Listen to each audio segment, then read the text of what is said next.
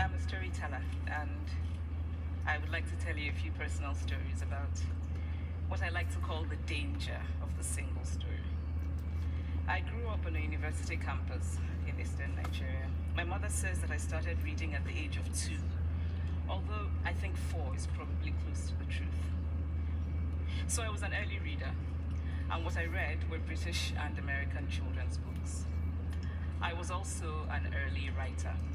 And when I began to write at about the age of 7, stories in pencil with crayon illustrations that my poor mother was obligated to read, I wrote exactly the kinds of stories I was reading. All my characters were white and blue-eyed. They played in the snow. They ate apples. And they talked a lot about the weather, how lovely it was that the sun had come out. Now, this despite the fact that I lived in Nigeria, I had never been outside Nigeria.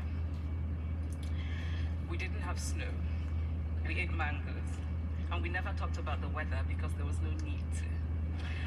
My characters also drank a lot of ginger beer because the characters in the British books I read drank ginger beer. Never mind that I had no idea what ginger beer was. And for many years afterwards, I would have a desperate desire to taste ginger beer. But that is another story. What this demonstrates, I think, is how impressionable and vulnerable we are in the face of a story, particularly as children. Because all I had read were books in which characters were foreign, I had become convinced that books, by their very nature, had to have foreigners in them, and had to be about things with which I could not personally identify. Now, things changed when I discovered African books. There weren't many of them available, and they weren't quite as easy to find as the foreign books, but because of writers like Chinua Achebe and Kamara Laye, I went through a mental shift in my perception of literature. I realized that people like me, girls with skin the color of chocolate, whose kinky hair could not form ponytails, could also exist in literature. I started to write about things I recognized. Now, I loved those American and British books I read. They stirred my imagination, they opened up new worlds for me. But the unintended consequence was that I did not know that people like me could exist in literature. So what the discovery of African writers did for me was this: it saved me from having a single story of what books are. I come from a conventional middle-class Nigerian family. My father was a professor. My mother was an administrator. And so we had, as was the norm, living domestic help who would often come from nearby rural villages. So the year I turned 8, we got a new houseboy. His name was Fide. The only thing my mother told us about him was that his family was very poor. My mother sent yams and rice and our old clothes to his family. And when I didn't finish my dinner, my mother would say, "Finish your food. Don't you know people like Fide's family have nothing?" So I felt enormous pity for Fide's family. Then one Saturday, we went to his village to visit. And his mother showed us a beautifully patterned basket made of dyed raffia that his brother had made. I was startled. It had not occurred to me that anybody in his family could actually make something. All I had heard about them was how poor they were, so that it had become impossible for me to see them as anything else but poor. Their poverty was my single story of them. Years later, I thought about this when I left Nigeria to go to university in the United States. I was 19. My American roommate was shocked by me. She asked where I had learned to speak English so well, and was confused when I said that Nigeria happened to have English as its official language. She asked if she could listen to what she called my tribal music, and was consequently very disappointed when I produced my tape of Mariah Carey. She assumed that I did not know how to use a stove. What struck me was this: she had felt sorry for me even before she saw me. Her default position toward me as an African was a kind of patronizing, well-meaning pity. My roommate had a single story of Africa, a single story of catastrophe.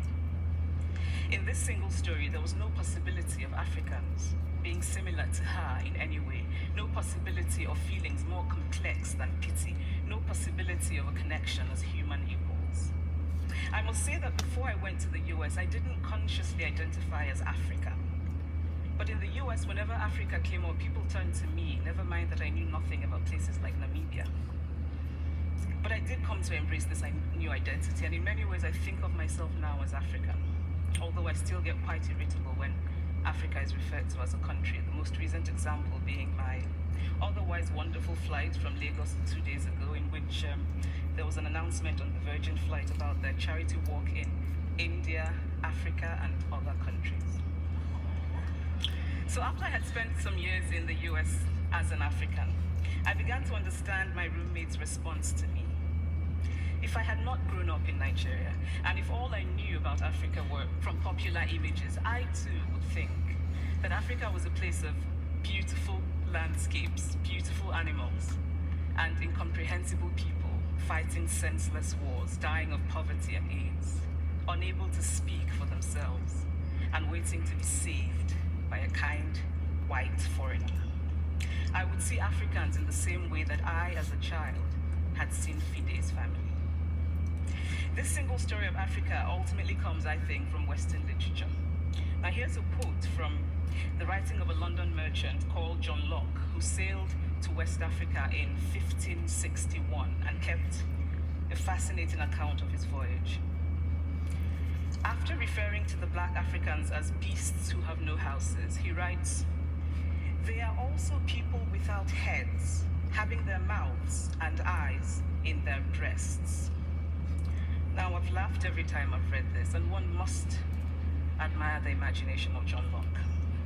But what is important about his writing is that it represents the beginning of a tradition of telling African stories in the West, a tradition of sub-Saharan Africa as a place of negatives, of difference, of darkness, of people who, in the words of the wonderful poet Rudyard Kipling, are half devil, half child.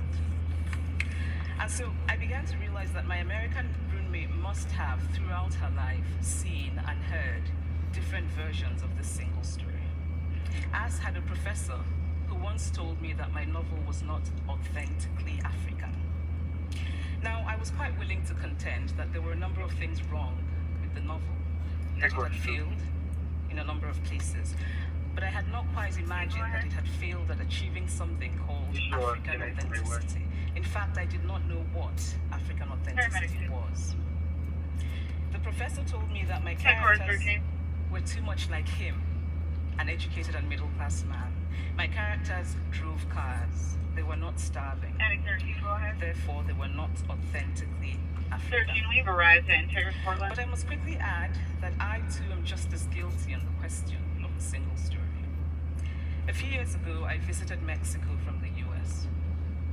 The political climate in the US at the time was tense, and there were debates going on about immigration. And, as often happens in America, immigration became synonymous with Mexicans. There were endless stories of Mexicans as people who were fleecing the healthcare system, sneaking across the border, being arrested at the border, that sort of thing. I remember walking around on my first day in Guadalajara, watching the people going to work, rolling up tortillas in the marketplace, smoking, laughing.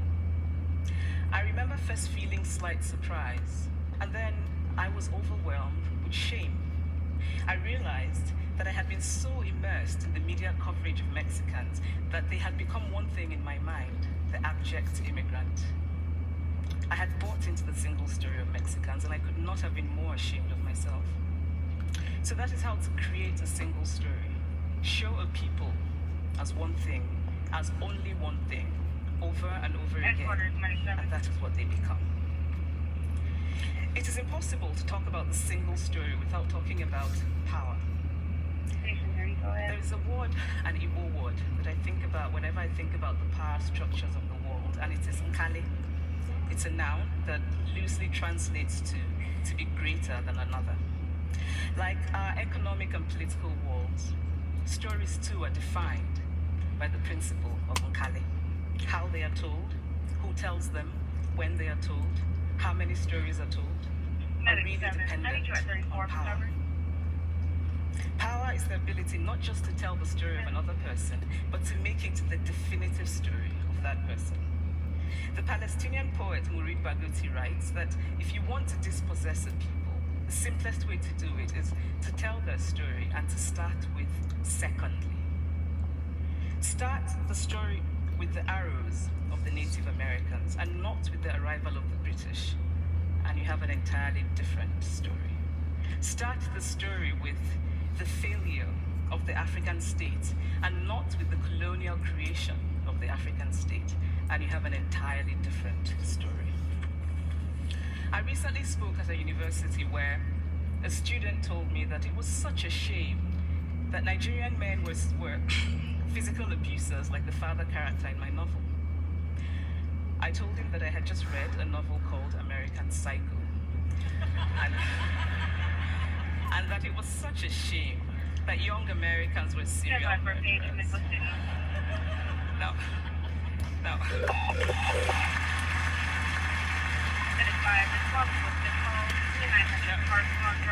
obviously I said this in a fit of mild